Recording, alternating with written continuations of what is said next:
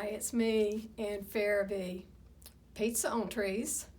Teaching Sunday school to 6 to 8-year-olds was so much fun.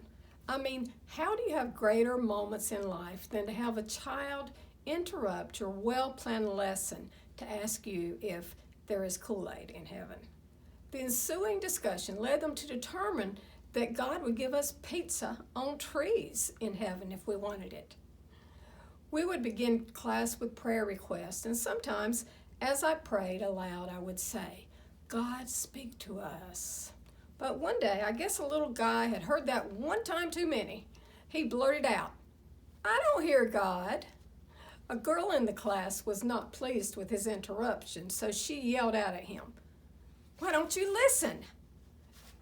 After further and calmer conversation, it was determined that some of the ways God speaks to us are through others, through nature, through reading our Bibles, and in our hearts.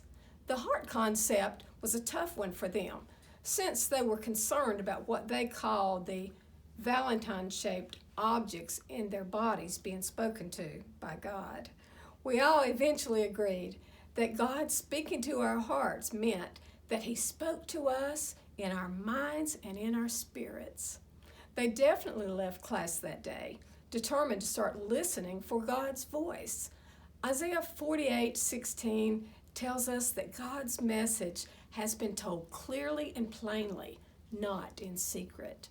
Isaiah 48:17 tells us that God teaches us and leads us in the way we should go. The first part of Isaiah 48:18 says, "Oh, that thou hadst hearkened to my commandments."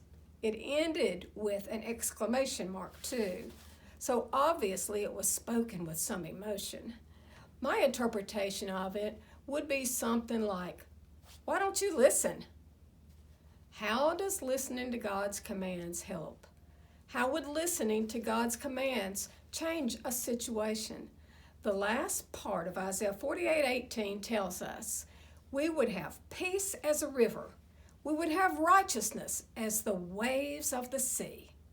Peace as a river can mean an abundant, full-flowing river that spills over onto the banks with blessings of every kind. Righteousness as the waves of the sea can mean unfailing, seemingly boundless, strong but gentle movement with goodness, fairness, and honor that cannot be measured. I call those some beautiful promises from God. All we have to do is listen. Oh, by the way, there may be pizza on trees in heaven. You never know.